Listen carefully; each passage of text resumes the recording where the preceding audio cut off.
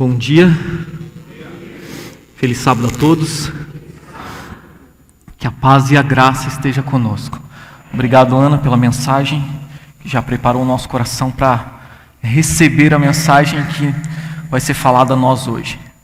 O tema de hoje é graça transformadora. Eu espero que o tema de hoje, ao ser explanado, cause na sua vida o impacto que causou na minha. Eu oro para que você consiga assimilar o conteúdo dessa mensagem, porque para que a mensagem desça ao nosso coração e opere, nós precisamos primeiro entender o conteúdo da mensagem. Depois nós precisamos assimilar o conteúdo da mensagem. Assimilar é quando a palavra de Deus ela se faz nós, a gente fica em harmonia com a palavra de Deus. Então, isso, além de um simples ensino, há uma necessidade de uma atuação espiritual para que a graça seja assimilada no nosso coração, a mensagem seja entendida e guardada com fé. Eu convido vocês a abrirem as Bíblias de vocês em Colossenses capítulo 1, o verso é do 3 ao 6. Aquele que achou, diga, eu amo a Bíblia. Quem não achou, diga, eu também. Olha para o seu amigo aí do lado e fala assim para ele, que a palavra de Deus opere poderosamente na sua vida. Agora, para terminar, fala para ele assim, não conversa mais comigo. Agora a gente vai ouvir a palavra de Deus. Esse é um momento solene, um momento sagrado. É Deus falando conosco quando nós lemos a palavra. Então, Colossenses capítulo 1, o verso é o 3 ao 6. Damos sempre graças a Deus, Pai de nosso Senhor Jesus Cristo, quando oramos por vós. Desde que ouvimos da vossa fé em Cristo Jesus e do amor que tendes para com todos os santos, por causa da esperança que vos está preservada nos céus, da qual antes ouviste pela palavra da verdade do Evangelho, que chegou até vós, como também em todo mundo está produzindo fruto e crescendo. Tal acontece entre vós desde o dia em que ouviste e entendeste a graça de Deus na verdade. Eu vou ler o 7 também. Segundo foste instruído por Epáfras, nosso amado conservo, quanto a vós outro, fiel ministro de Cristo. Então aqui o apóstolo Paulo, ele está dando graças a Deus no verso 3, porque pela graça que foi pregada àquelas pessoas, essas pessoas receberam amor com fé, os irmãos ali de Colosso, e na sequência ele já fala logo que esses irmãos, ao receberem esse amor com fé, estão produzindo frutos e fazendo com que o reino de Deus cresça. Logo em seguida, ele já vem com um motivo, no verso 6, falando qual era o motivo pelo qual aqueles irmãos estavam produzindo frutos e fazendo com que o reino de Deus crescesse. Desde o dia em que eles ouviram a graça de Deus e entenderam ela em verdade. Então, para que nós possamos produzir frutos no reino de Deus, há uma necessidade de nós ouvirmos sobre a graça de Deus e de nós entendermos a graça de Deus.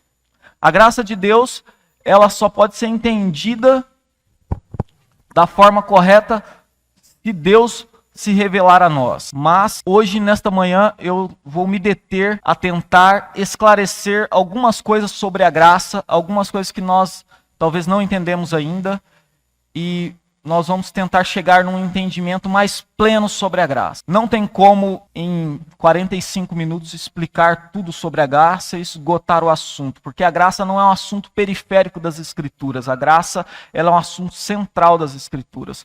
Não tem como esgotar todo o assunto em 45 minutos. Jesus sempre que ia ensinar um assunto, muitas vezes ele começava dizendo o que aquilo não era, para depois ensinar o que aquilo era. Então, eu não vou pedir para que vocês abram as Bíblias, porque são muitos textos bíblicos nessa manhã. Então, se vocês quiserem fazer como os bereanos e conferir, vocês podem anotar os textos conforme eu vou falando, ou vocês podem pedir para mim via WhatsApp, que eu te envio todo o sermão escrito com todos os textos e as referências, para você conferir depois. Então, para explicar o que não é a graça, Romanos capítulo 6, do verso 1 até o verso 2, diz assim: que diremos, pois? Permaneceremos no pecado para que a graça de Deus abunde? E ele diz: de modo nenhum. Como viveremos nós ainda no pecado, nós que para ele morremos? Então, primeira coisa, a graça não é permissão para pecar. Como viveremos no pecado, nós que para ele morremos? Não existe essa provisão de viver em pecado, vivendo na graça. O segundo texto está em Judas capítulo 1, verso 4.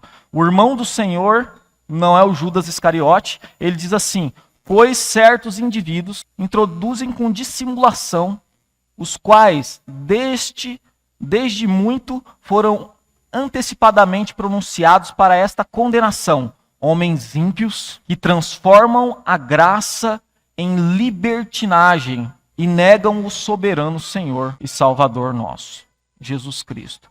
Ou seja, a graça de Deus não é libertinagem. Libertinagem seria uma liberdade, que não é liberdade na realidade, seria uma contrafação da liberdade. As pessoas que usam de sua liberdade para dar rédea solta às suas paixões e desejos carnais. Isso seria libertinagem. E a graça de Deus não tem nada a ver com a libertinagem. Isso é uma transformação que fizeram da graça, tentando conduzi-la para algo que Deus não preparou que ela fosse. Então, o que é a graça?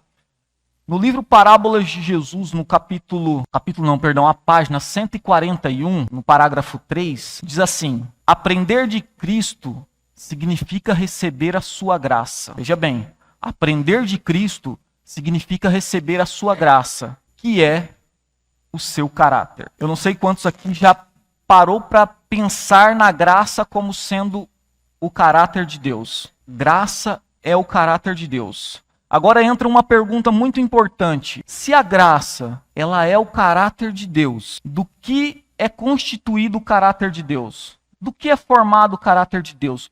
No que Deus pensa, o que é formado o caráter de Deus? Do que é formado o nosso caráter? No livro Mensagem aos Jovens, página 92, diz assim: se os pensamentos forem maus, maus serão os sentimentos. Já conseguiu pensar mal a respeito de uma pessoa e sentir algo bom a respeito dela? Não tem como.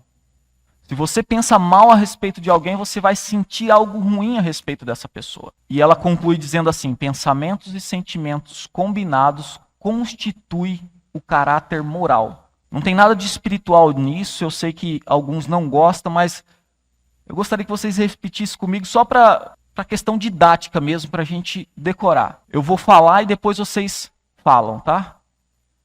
Pensamentos e sentimentos combinados constituem caráter moral.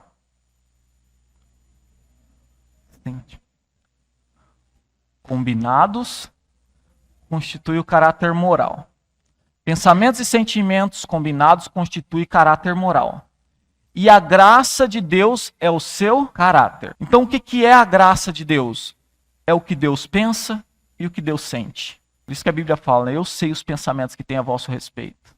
Pensamentos de bem e não de mal. Isso é a graça de Deus, é o seu caráter. É o que ele pensa a meu respeito, ao seu respeito em Cristo. Tá? Então vamos dar continuidade aqui. Isso leva a gente a entender algumas coisas. Primeiro, por que Satanás e seus anjos foram expulsos do céu? E depois que eles foram expulsos do céu, eles não tinham mais acesso à graça de Deus. Eles não teriam mais a oportunidade de arrependimento para perdão dos pecados. Por quê? A graça é o seu caráter. Eu pergunto para vocês, Satanás e seus anjos conheciam o caráter de Deus? Eles conheciam a profundidade do caráter de Deus? Eles conheciam a altura, a largura, o comprimento? Eles passaram quantos anos com Deus? Diz a mensageira do Senhor que foi a graça de Deus que fez Satanás ficar mais, vamos dizer assim, mais empolgado porque ele fazia as coisas erradas e não sofria a consequência na hora. E isso foi fazendo com que ele continuasse o seu comércio, vendendo o seu peixe. Ou seja, Os anjos maus no céu, eles já tinham experimentado tudo que a graça poderia oferecer para eles. Eles já tinham entendido todos os pensamentos e sentimentos de Deus a respeito deles. Não tinha mais nada para Deus revelar do seu caráter para eles que pudesse impactar a vida deles para conduzi-los ao arrependimento e voltar a ser novas criaturas. Por isso eles foram expulsos do céu. Mas não sem antes Deus revelar sua graça, ou seja, o seu caráter para cada um daqueles anjos. Isso se confirma em Hebreus capítulo 6, do verso 4 ao verso 6, que diz assim: é impossível, pois, que aqueles que uma vez foram iluminados e provaram o dom celestial e se tornaram participantes do Espírito Santo e provaram a boa palavra de Deus e os poderes do mundo vindouro e caíram. Sim, é impossível outra vez renová-los para arrependimento, visto que de novo crucificaram para si mesmos o Filho de Deus e o exporam à ignomínia, à vergonha. Esse é um texto que se aplica aos seres humanos, que uma vez rejeitaram a graça, ultrajaram o Espírito da graça, calcaram aos pés o sacrifício de Cristo e negaram totalmente a obra do Espírito Santo. Para eles não resta mais sacrifício. Mas esse texto se aplica claramente a Satanás. Não tem mais o que Deus fazer por ele e pelos anjos para fazê-los entenderem o amor de Deus, porque tudo que Deus podia fazer para revelar o amor dele, a sua graça, o seu caráter para esses anjos, Deus fez. Todavia, não foi assim com os seres humanos. Os seres humanos, eles foram enganados. Escolheram errar, mas foram enganados. Eles ainda não tinham a compreensão completa da largura, comprimento, altura, profundidade do amor de Deus. Ainda havia esperança para eles em Deus revelar o seu caráter para os seres humanos. Ao Deus revelar o seu caráter para os seres humanos, eles poderiam apreciar esse caráter e ser transformado por esse caráter. Não basta apenas ler sobre o caráter de Deus, entender o caráter de Deus, precisa apreciar o caráter de Deus para ser transformado pelo caráter de Deus. E isso se torna bem claro com a iluminação do texto de Romanos 2, verso 4, que diz: ou desprezais a riqueza da sua bondade e tolerância e longanimidade, ignorando que a bondade de Deus é que te conduz ao arrependimento. Jeremias 31, verso 3 diz: com amor eterno eu te amei, por isso com benignidade eu te atraí. Esse era o plano de Deus com a raça humana, revelar o seu caráter, a sua bondade, a sua longanimidade, o seu perdão, a sua misericórdia, a sua justiça e assim atrair novamente aqueles que se rebelaram contra ele no jardim do Éden. Era o plano de Deus, continua sendo o plano de Deus. Agora nós vamos começar um tour pela palavra de Deus, vendo na maneira com que Deus se relaciona com o ser humano, como Deus revela a sua graça aos seres humanos, os pilares dessa graça. E nós vamos fazer um contraste entre o caráter, ou seja, os pensamentos e sentimentos de Satanás, e os pensamentos e sentimentos de Deus. Tá? Então, nós vamos começar com os pensamentos e sentimentos de Satanás, que são aqueles que devem passar rápido de nossa vida e não experimentarmos mais. Em Efésios capítulo 5, verso 5, diz assim: sabeis, pois, isto, nenhum incontinente, impuro, avarento ou idólatra tem herança no reino dos céus. Aqui está falando de impureza, de avareza, são pensamentos e sentimentos impuros que constituem caráter de pessoas que estão na mesma condição que Satanás, destituídos da glória de Deus. Marcos capítulo 7, do 21 ao 22, diz assim: porque de dentro do coração dos homens é que procede os maus desígnios, prostituição, furtos, homicídios, adultério, avareza, malícia, dolo, lascívia, inveja, blasfêmia, soberba, loucura. Esses são pensamentos, sentimentos e atitudes, ações que fazem parte da pessoa destituída da glória de Deus, que se encontra na mesma condição que Satanás. 2 Timóteo, capítulo 3, do verso 2 ao 5, temos a descrição dos homens nos últimos dias. Homens egoístas, avarentos, jactanciosos, arrogantes, blasfemos, desobedientes aos pais, ingratos, irreverentes, desafeiçoados, implacáveis, caluniadores, sem domínio de si, cruéis, inimigos do bem, traidores, atrevidos, afetuados, mais amigos dos prazeres do que amigos de Deus, tendo forma de piedade, negando-lhe, entretanto, o poder. Foge destes tais. Aqui, então, nós temos uma descrição muito clara sobre o caráter, os pensamentos, os sentimentos e as atitudes de Satanás. Gálatas capítulo 5, a última lista, do verso 19 ao 21, nós temos a lista das obras da carne. Aqueles que vivem na carne, destituídos da glória de Deus, vivem para satisfazer suas próprias paixões. E as características é prostituição, impureza, lascívia, idolatria, feitiçaria, inimizades, pórfias, ciúmes, iras, discórdias, dissensões, facções, invejas, bebedices, glutonarias e coisas semelhantes a estas, a respeito das quais já declarei, como já outrora vos disse, que não herdarão o reino dos céus quem tais coisas praticam. Pensamentos e sentimentos constituem o caráter moral. Aqui está falando não só de pensamentos e sentimentos, mas também de ações. Mas ações revelam aquilo que eu penso e que eu sinto. Se eu estou praticando o adultério, é porque eu penso e sinto coisas relacionadas ao adultério. Se eu estou praticando a discórdia, é porque eu penso de maneira irada, eu penso de maneira colérica, ciumenta. Eu tenho todas essas características. Essas 4 listas mostram aquilo que Satanás pensa e sente, em contraste com aquilo que Deus pensa e sente. Agora nós vamos entender um pouco sobre o caráter de Deus. Tudo que Deus usa para revelar o seu caráter a nós e nos transmitir esse caráter, ou seja, a sua graça, que a graça é o seu caráter. Eu vou repetir isso várias vezes porque eu gostaria muito que nós saíssemos daqui hoje entendendo que a graça de Deus é o caráter dele. Tudo que Deus usa para nos revelar e transmitir o seu caráter, ou seja, a sua graça, nós cristãos chamamos isso de meios da graça. São os meios que o céu usa para revelar a nós a sua graça e comunicar essa graça a nós. E nós vamos ver 2 pilares centrais do caráter de Deus que nos revela a sua graça. O seu caráter, o seu pensamento e o seu sentimento.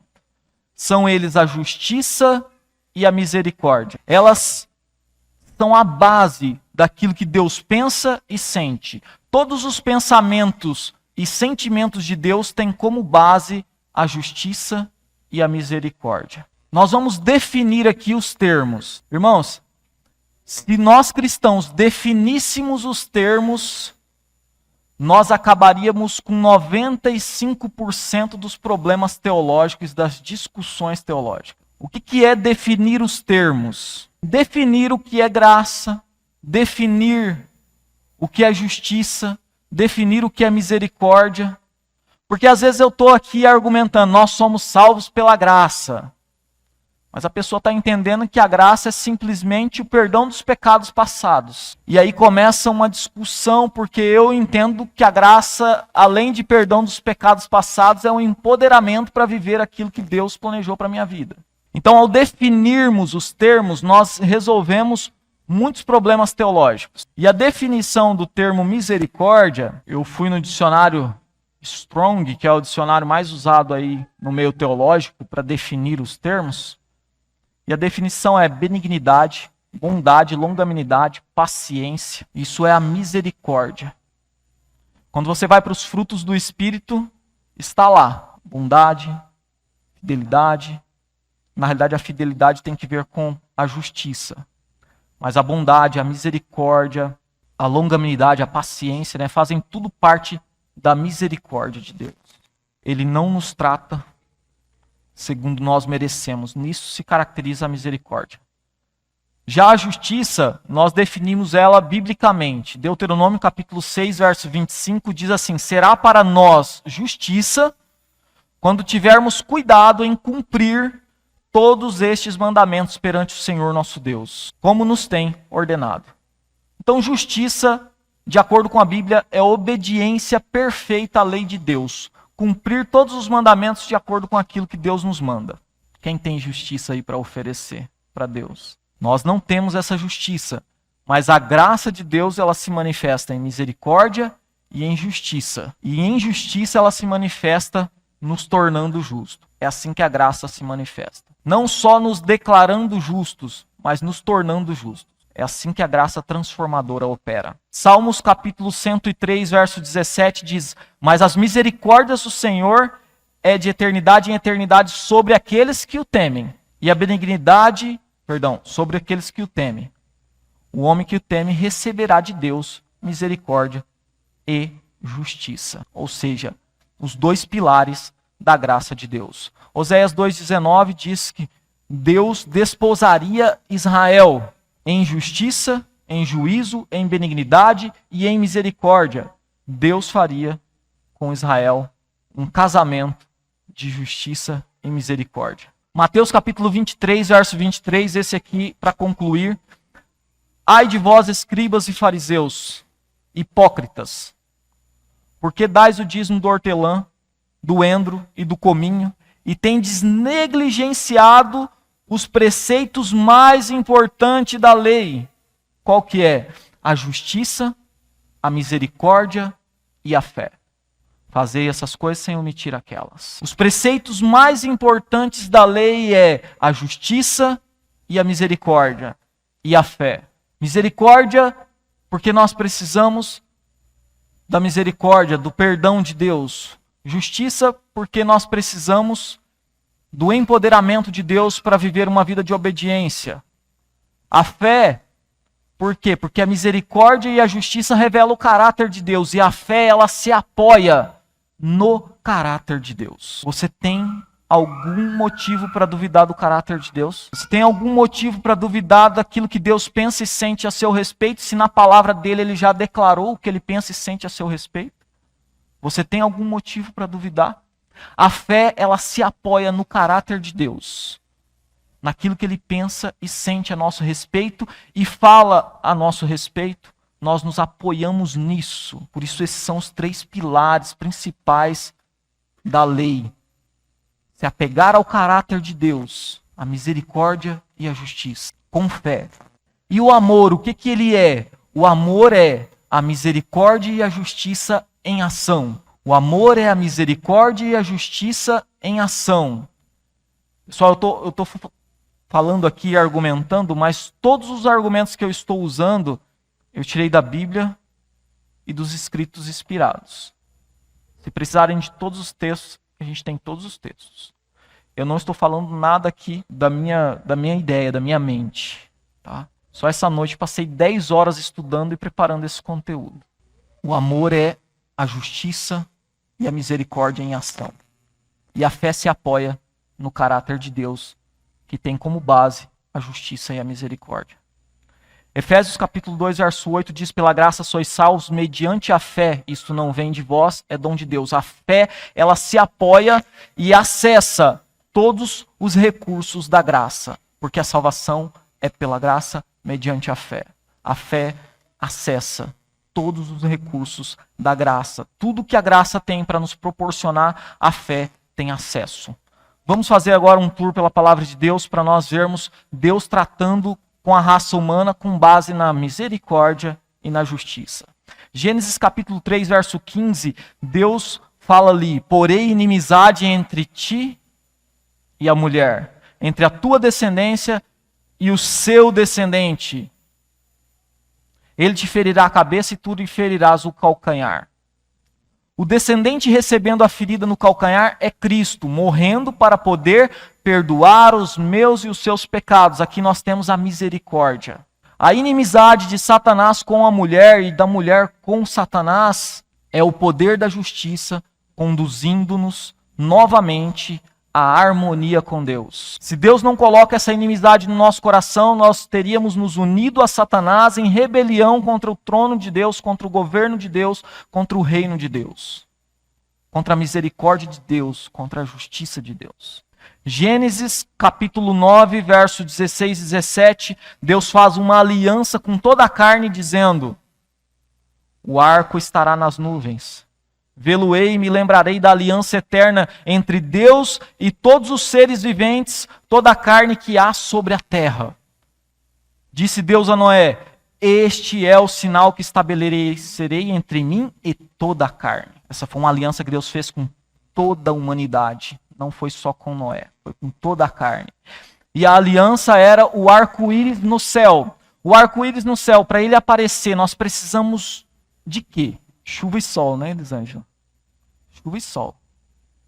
A chuva representa a misericórdia de Deus, porque Deus faz chover sobre justos e ímpios. E o sol representa o sol da justiça que nasce sobre nós, trazendo salvação em suas asas. Misericórdia e justiça, a aliança que Deus faz com toda a raça humana, prometendo a Noé, é uma aliança com base no seu caráter, na sua misericórdia, na sua justiça. Abraão, Deus se relacionando com Abraão, em Gênesis 15, verso 6, diz que Abraão creu no Senhor e isso lhe foi imputado como justiça. Aqui nós vemos a fé trazendo a Abraão uma justiça que ele não tinha. Gênesis 17, verso 1 diz que ao atingir a idade de 99 anos, apareceu o Senhor e disse: eu sou o Deus Todo-Poderoso. Anda na minha presença e ser perfeito. Já em Gênesis 26, verso 5, fala que Abraão obedeceu a palavra de Deus, guardou os mandamentos de Deus, os preceitos de Deus, os estatutos de Deus e as leis de Deus.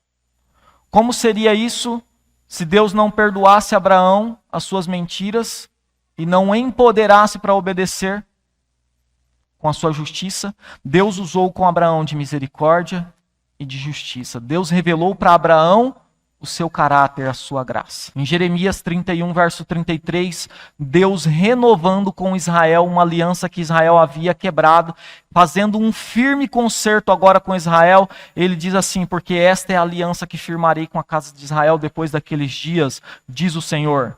Na mente lhes imprimirei as minhas leis, também no seu coração as escrevereis. Eu serei o Deus deles e eles serão o meu povo. Jeremias 31, verso 34 diz: não ensinará jamais cada um ao seu próximo, nem cada um ao seu irmão, dizendo: conhece o Senhor, porque todos o conhecerão, desde o menor até o maior, diz o Senhor. Pois perdoarei as suas iniquidades e dos seus pecados jamais me lembrarei.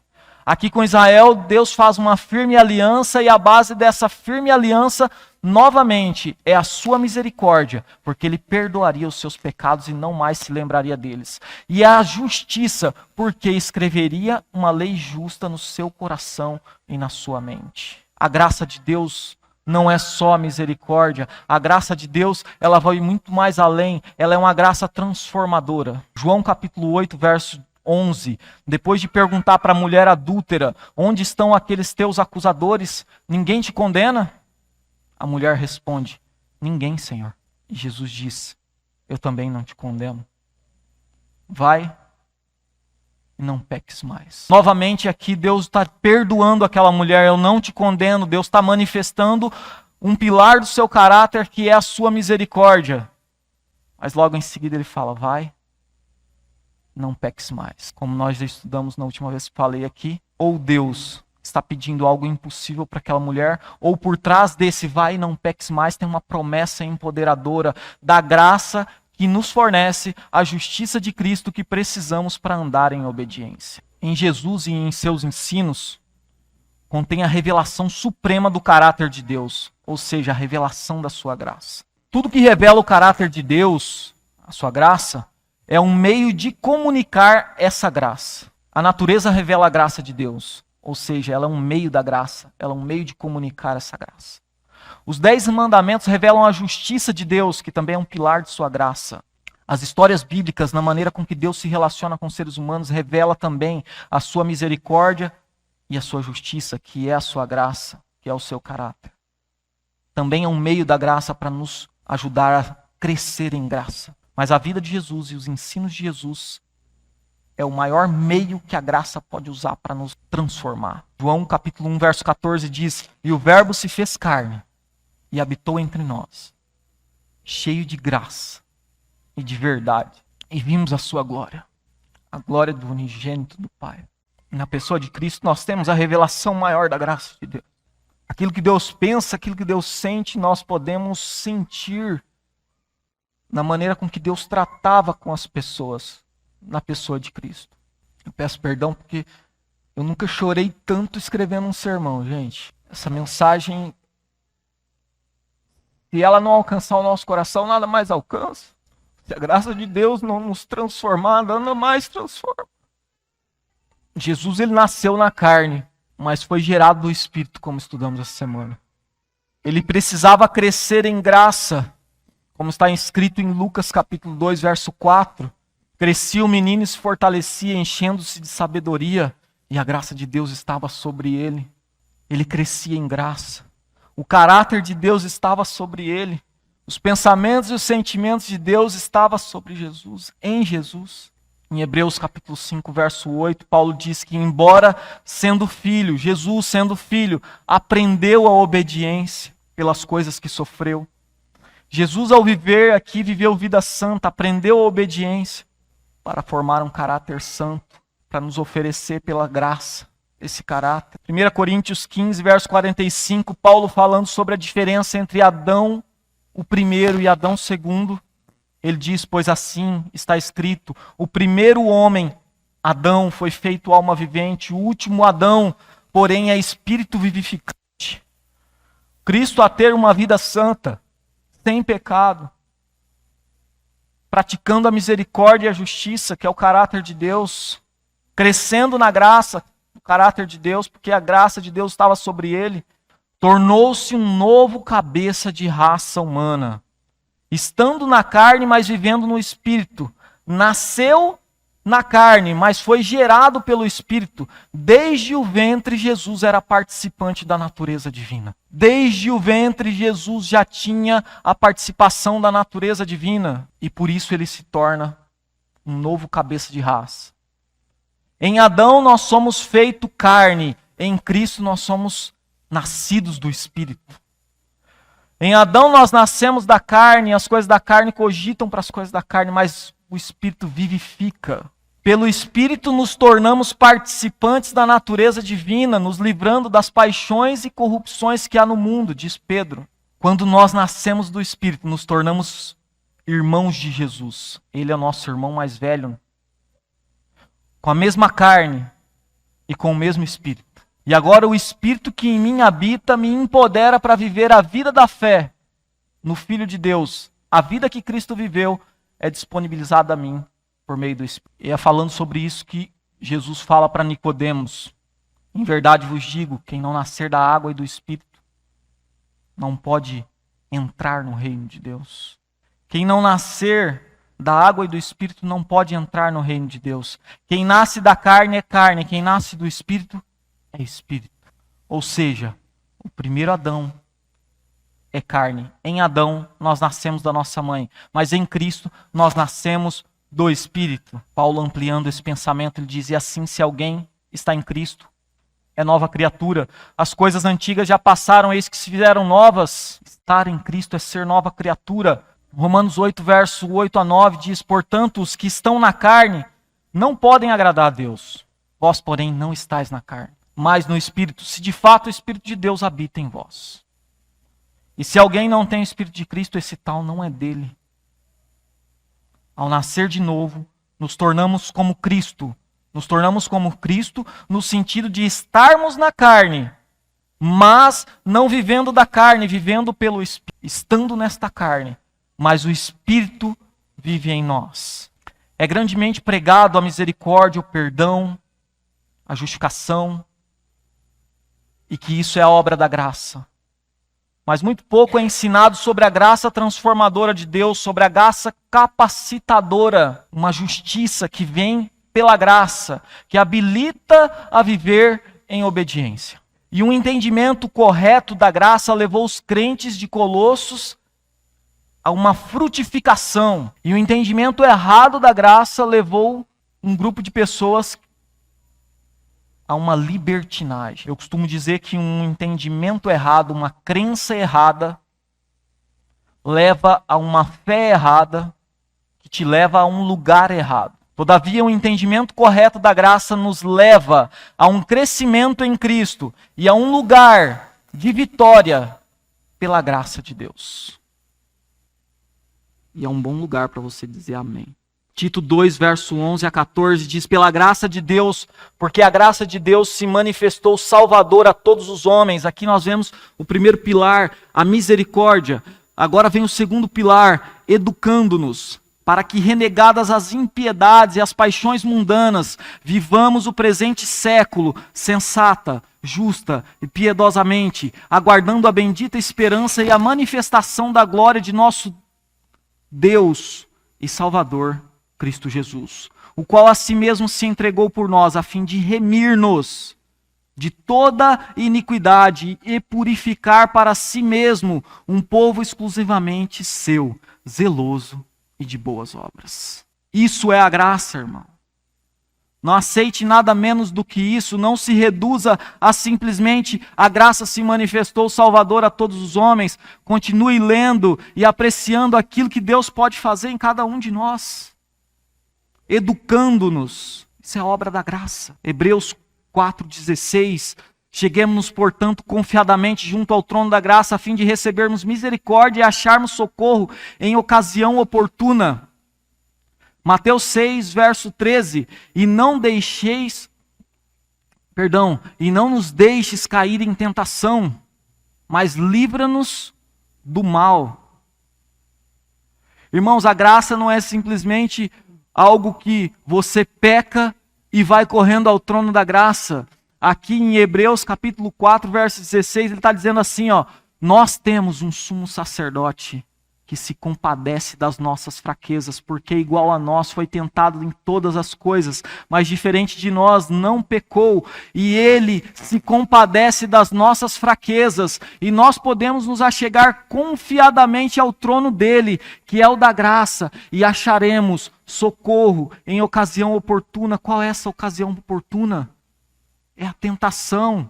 É antes de cair em tentação, nós podemos recorrer ao trono da graça, orando como Jesus ensinou: não nos deixe cair em tentação, mas livra-nos do mal.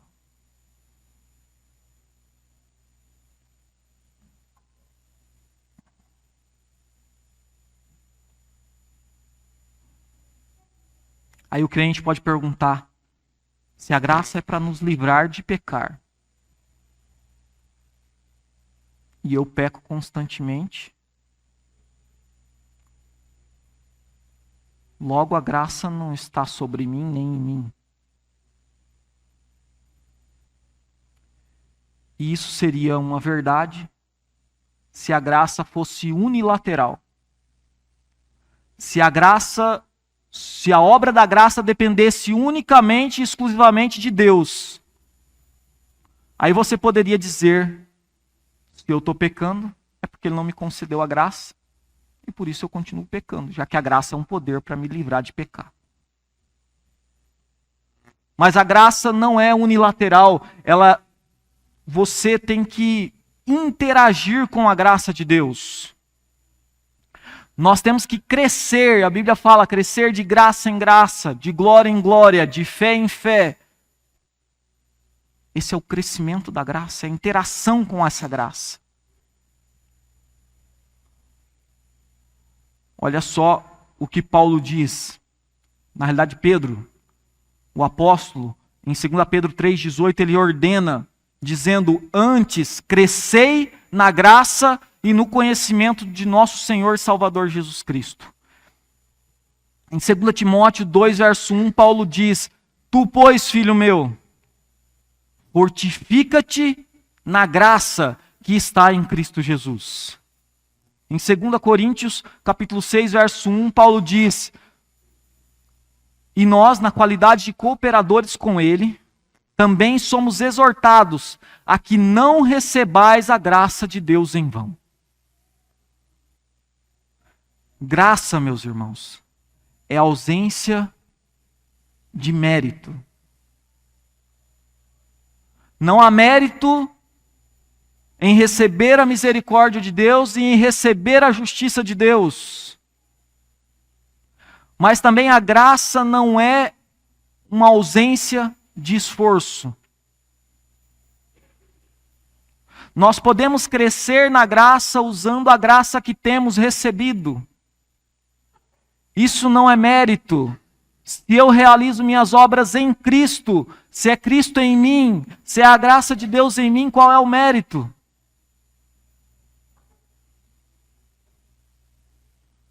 Paulo esclarece isso, ele diz: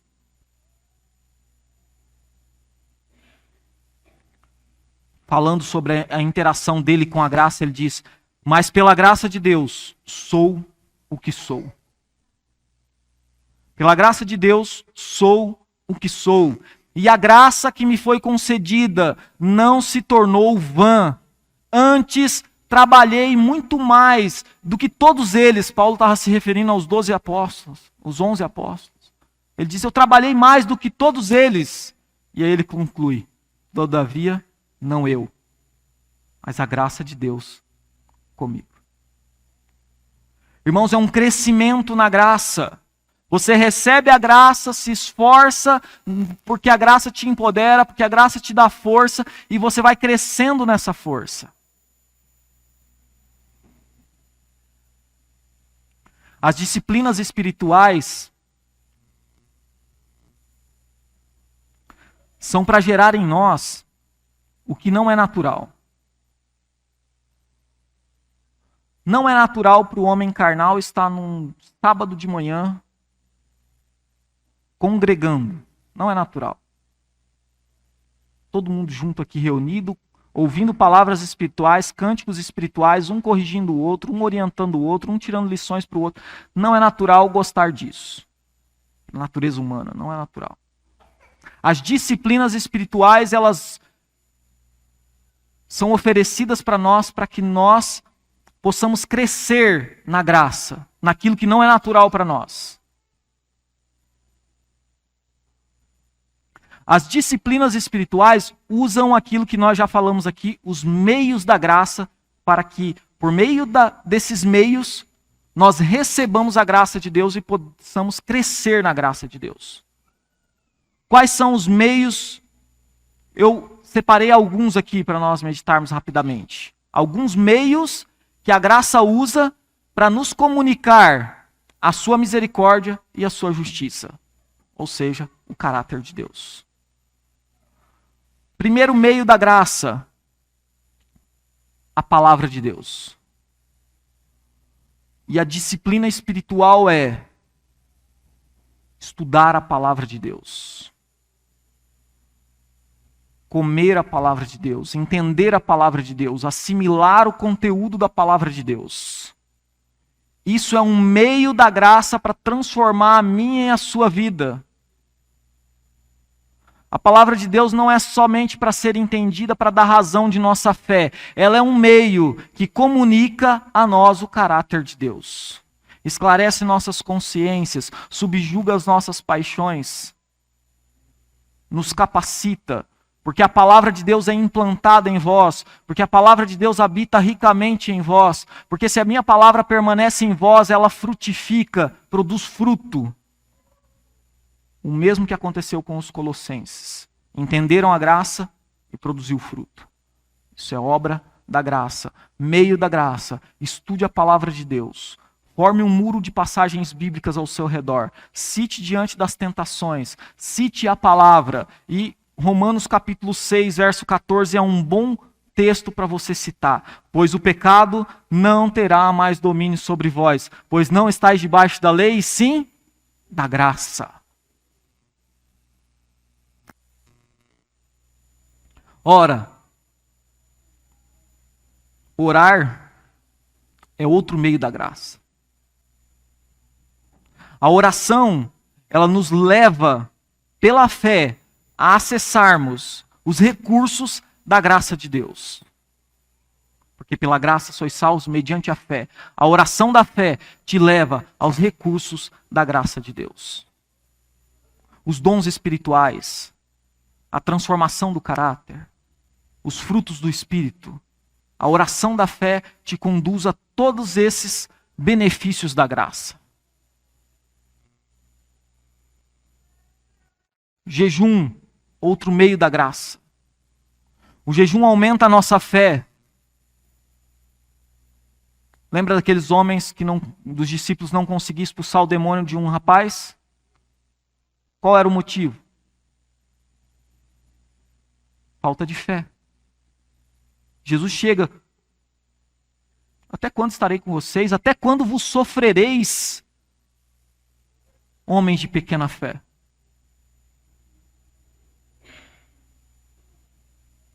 E aí ele fala, certos demônios só saem com jejum e oração. O que ele estava dizendo? Jejum e oração aumenta a fé. Está com falta de fé? Jejum e ora. Vai aumentar a sua fé. O jejum mortifica a carne, esclarece a consciência, também é um meio da graça de Deus. Não tem mérito em jejum. Deus não fica olhando para você e fala, você jejuou, estou te devendo uma, hein? Não é assim.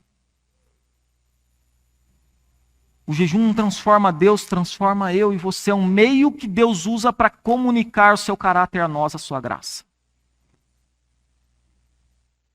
A mensagem de saúde nos leva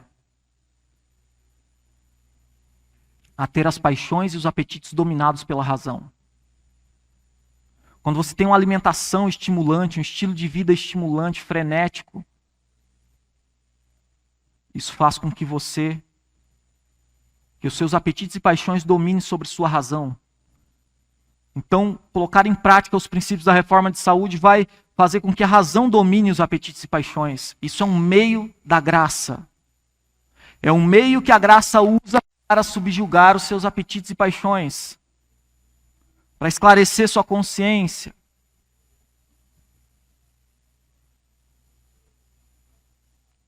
Outro meio da graça, congregar. Pego no pé de muita gente. Não deixem de congregar, como é costume de alguns. Quanto mais nós vemos que o tempo do fim se aproxima, congregue, porque aqui a gente ouve a palavra espiritual, que é um meio da graça. Aqui a gente canta cânticos espirituais, que é outro meio da graça. Aqui a gente ora, que é outro meio da graça. A Bíblia fala que o ferro com ferro se afia. Aqui é um afiando o outro, é um corrigindo o outro, um orientando o outro, um animando o outro. É tudo meio da graça. Para crescermos na graça. Vai perder uma ferramenta da graça dessa que é congregar? Vai ficar em casa sozinho e não comungar com esses meios da graça para ter o seu caráter transformado? Cânticos espirituais nos eleva às atmosferas celestes, fortalece o nosso espírito, porque é espiritual, também é um meio da graça. Viver na natureza também é outro meio da graça. A contemplação daquilo que Deus criou também nos transforma a imagem e semelhança de Deus para revelarmos o seu caráter. Irmãos, a carne não converte. Ela precisa ir para a cruz. Nós precisamos crucificar a carne com suas paixões. E para isso Deus nos deixou os meios da graça. Às vezes, irmãos, nós usamos coisas, consumimos conteúdos, que pode até não ser pecado, mas nos induz ao pecado. Pode não ser pecado, mas é uma escola do pecado. Está te ensinando o pecado. E às vezes nós deixamos de nos alimentar de meios da graça, da palavra, da oração, dos cânticos espirituais e tudo que nós já falamos aqui, e vamos nos alimentar de coisas que vai nos educar a pecar.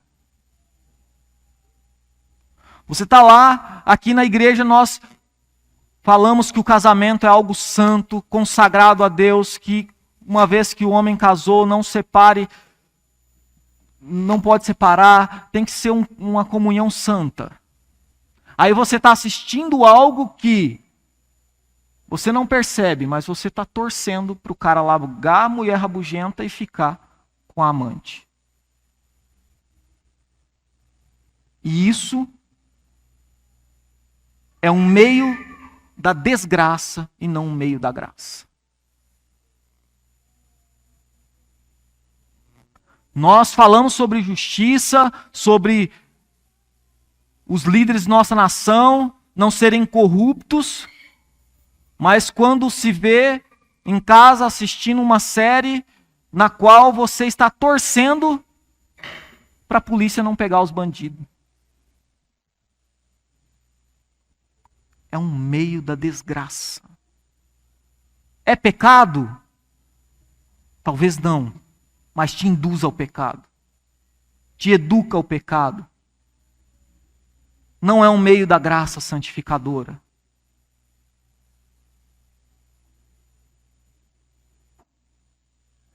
E muitas vezes, por nós negligenciarmos os meios da graça, negligenciarmos a oração, negligenciarmos o estudo da Bíblia, negligenciarmos o jejum, negligenciarmos os cânticos espirituais, negligenciarmos a mensagem de saúde, negligenciarmos o contemplar o belo, aquilo que Deus criou para nos transformar em imagem e semelhança de Deus. Negligenciamos tudo isso. E aí nós formulamos o que eu chamo de teologia da experiência. A teologia da experiência é quando a pessoa olha para si mesmo e fala, não consigo. E aí ele senta na sarjeta da vida e começa as lamentações de Romanos 7. O bem que eu quero fazer, esse não faço. Mas o mal que eu não quero, esse eu acabo fazendo. E aí esse crente convida Jesus para sentar do lado dele. E Jesus vem, faz um cafuné e fala, crente, eu te entendo. Nem eu consigo te transformar. O jeito é te aceitar como você é mesmo. E aí nós reduzimos a graça transformadora para simplesmente uma graça aceitadora. E nisso nós temos perdido de experimentar algo que Deus tem planejado para cada um de nós. Isso, irmãos, não é a graça de Deus. Isso é um subproduto que nós criamos da graça. Não é a graça de Deus. A graça de Deus, ela te perdoa, ela te transforma, ela te capacita, ela te empodera para viver em novidade de vida. O pecado não tem mais domínio sobre nós.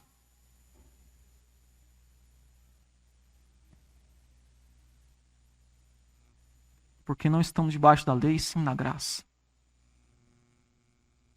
E eu concluo com a exortação de Paulo aos Hebreus, capítulo 2, verso 1, dizendo, por esta razão importa que nos apeguemos com mais firmeza às verdades ouvidas, para que delas jamais nos desviemos. O entendimento correto da graça nos leva à frutificação.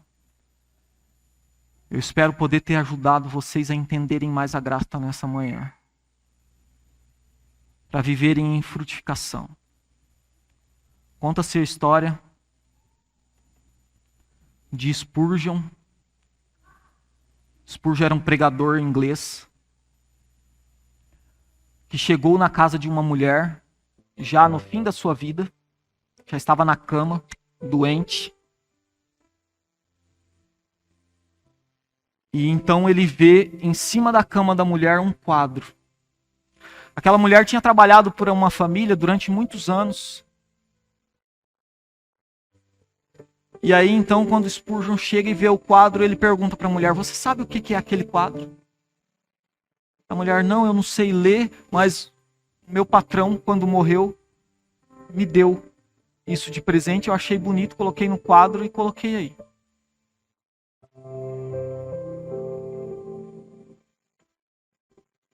Aí Spurgeon falou para ela, isso daí é um testamento, que ele deixou todos os bens dele para você. Aquela mulher passou a vida vivendo de migalhas,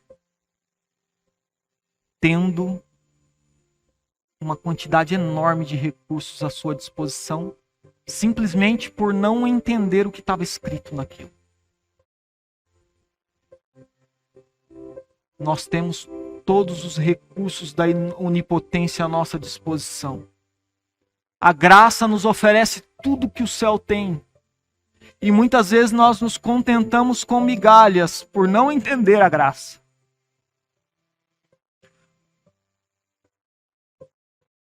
Nós vivemos uma vida medíocre cristã por não entender o que a graça tem para oferecer a cada um de nós. Nós podemos experimentar muito mais do que nós temos experimentado em Cristo, irmãos. Nós podemos crescer na graça usando a graça que Deus já nos concede. Muitas vezes nós nos contentamos olhando para os irmãos e falamos, já cheguei no padrão.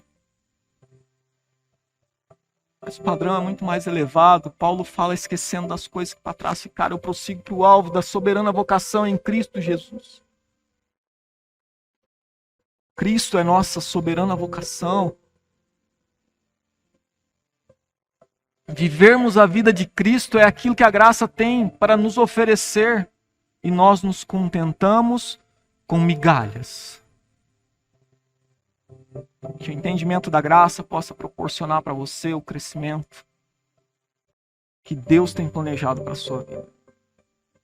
Convido a Ana para trazer novamente uma mensagem para nós. Nesse momento, é um momento em que você pode meditar naquilo que Deus tem feito em suas vidas e no que você pode experimentar ainda em Deus por meio de sua graça. Convido aqueles que puderem se ajoelhar, vamos ter uma palavra de oração. Senhor nosso Deus, nosso Pai, louvado seja o Teu nome, ó Deus, porque a Tua graça se manifestou salvadora a todos os homens, Senhor. Obrigado, ó Deus, por se revelar a cada um de nós, mostrando assim a Tua misericórdia, a Tua justiça. Obrigado porque com essa bondade, com a benignidade, com o Teu amor, o Senhor nos atrai novamente para Ti. Ajude-nos, ó Pai, a contemplarmos a Tua face, seja nas Escrituras, em todos os meios da graça para nos transformar. Ajude-nos a crescermos nessa graça, Pai.